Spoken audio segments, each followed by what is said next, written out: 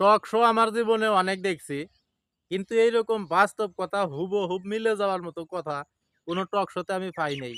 হাদীকে যে মারছে, হাদীকে যে গুলি করে মারছে, কোন প্ল্যানে, কি কারণে সেগুলা কিন্তু বাস্তবায়ন হইছে। এই টক শোটা শুনলেই বুঝতে পারবেন।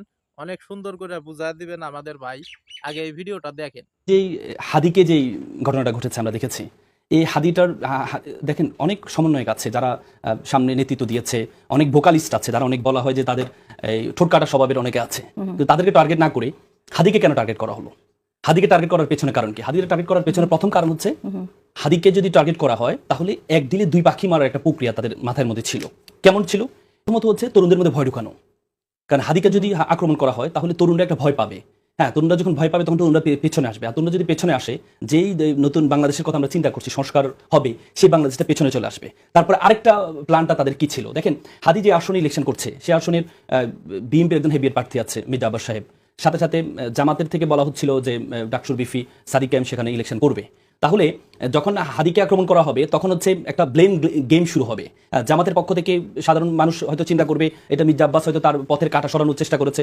আবার অন্য কেউ চিন্তা করবে যেহেতু হাদি ডানপন্থী পন্থাকে এই নিয়ে চলে, তাহলে জামাতের ভোটগুলো কাটার বিষয়ে তাকে কাটা হিসেবে তাকে সরানোর একটা প্রক্রিয়া। মানে এই যে যারা জুলাইয়ের যারা শক্তি, যারা ঐক্যবদ্ধ ছিল 17-18 বছর এই আওয়ামী ফেসিজমের এগেনিস্টে, তাদের মধ্যে এক ধরনের এই নিজেদের মধ্যে একটা শুরু হবে। যেটা আপনি দেখেছেন যখন ঢাকা মেডিকেল কলেজে যখন মির্জা আব্বাস সাহেব গিয়েছে তখন ভুয়া ভুয়া ধ্বনি দেওয়া হয়েছে।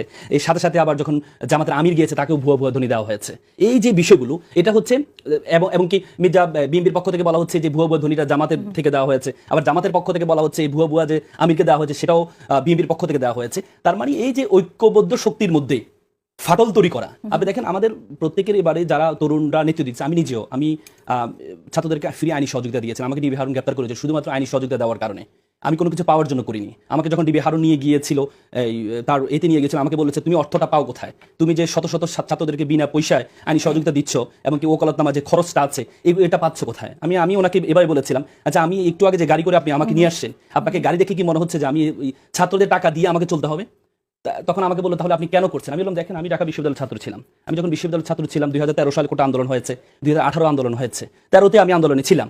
এই জন্য ছাত্ররা যখন এই আন্দোলনে বৈষম্য দূর করার জন্য আন্দোলন করছে, তাদের বড় ভাই হিসেবে একজন পেশাজীবী হিসেবে আমার দায়িত্ব হচ্ছে তাদেরকে সহযোগিতা করা। সেই জায়গা থেকে আমি সহযোগিতা করেছি। তার মানে আমরা যারা আন্দোলনে ছিলাম, আমরা যারা নিঃস্বার্থভাবে আন্দোলনে নিয়েছি, আমরা কোনো কিছু পাওয়ার জন্য করিনি। এবং জুলাই পরবর্তীতে যে 1.5 বছর বাংলাদেশটা হয়েছে, বলছেন পাওয়ার জন্য করিনি, কিন্তু আমরা দেখছি যে এখন সেই জুলাই নিয়ে অনেক রাজনীতি হচ্ছে। জুলাই আসলে কারা বেশি ভূমিকা পালন করেছিল, তাদের স্টেকটা বেশি থাকবে, সেই কথাটাও আমরা শুনছি। আপনি ব্লেম গেমের কথা বললেন যে একটি পরাজিত শক্তি তারা কেন হাদিকে টার্গেট করেছে যাতে করে ব্লেম গেমটা সফলভাবে সামনে আসে।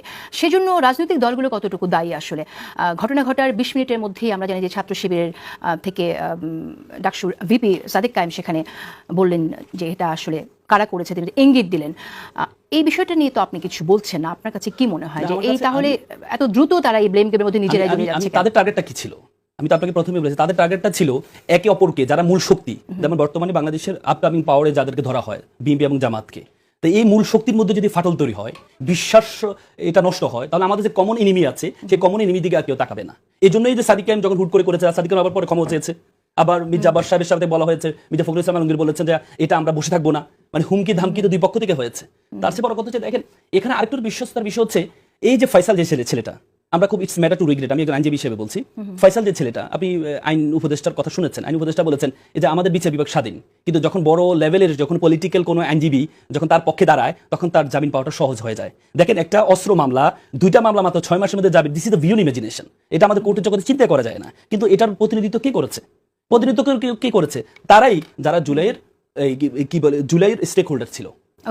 আইন বিষয়ক সম্পাদক উনি ছিলেন, এবং এই যে সরকারি অ্যাটর্নি জেনারেল মাহফুজ সাহেব যার ওকালতনামা ছিল। তাহলে এটা কি দাঁড়ায়? আমরা যখন এই যারা আমাদের জুলাই শত্রু তাদের পক্ষে যখন আমরা ওকালতনামা এই দিব আমাদের নিজেদের স্বার্থের জন্য, তখন তো আসলে আমরা যেই চিন্তা নিয়ে আমরা দেশে নিয়ে আগাবো সেটা তো আসলে সেটার ক্ষেত্রে সবচেয়ে বড় প্রতিবন্ধকতা কেন শুরু হলো নিজেদের মধ্যে? এক কথায় এটা হিন্দুস্তানিদের একটা প্ল্যান যে ওই আসনে যদি হাদিকে মারা হয় তাহলে জামাত এবং বিএনপির মধ্যে একটা দ্বন্দ্ব লাগবে। মূল রহস্যটা কিন্তু এই টক শোর মধ্যে তুলে ধরছেন। আসলে আমরা তাই দেখতে পারতেছি। মির্জা আব্বাস গেছে ভুয়া ভুয়া বলতেছে, সাদিক কায়েম গেছে ভুয়া ভুয়া বলতেছে, বিভিন্ন জায়গা থেকে বলতেছে এটা সাদিক কায়েম মারছে, বিভিন্ন জায়গা থেকে বলছে মির্জা আব্বাস মারছে। আসলে কিন্তু খেলাটা এই জায়গায় খেলছে। আমরা মনে করি যে জামাত বিএনপি দূরের কেউ না। আমার ফ্যামিলির মধ্যে 2 জন বিএনপি করে, 2 জন জামাত করে, 2 জন কোনো দলের কথা বলে না, বা এরকম প্রত্যেকটা ফ্যামিলির মধ্যে আছে। গ্রামের মধ্যে সকলেই একসাথে চলতেছি, জামাত বিএনপি একসাথে। আমরা শুধু হিন্দুত্ববাদের বিরোধিতা করব, আমাদের লক্ষ্য একটাই। জামাত বিএনপি আমাদের মধ্যে কোনো শত্রুতা নাই। জামাত বিএনপি একসাথে নির্বাচন করে নাই, করছে।